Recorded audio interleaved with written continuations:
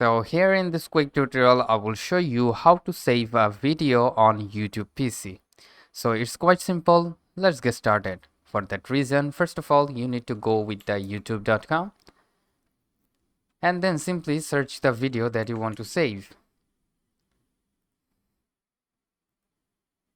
Like I want to save this one, so I will go with the video first. I need to open this up. All right. Now, once you have done it, then you need to simply go with the save button.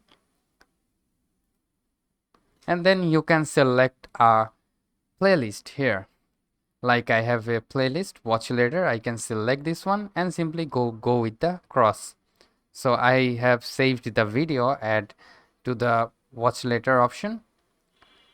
Then if you want to save or download the video, you can simply tap on the download option, and it will start downloading the video for offline. So that's how you can simply save or download video on YouTube PC.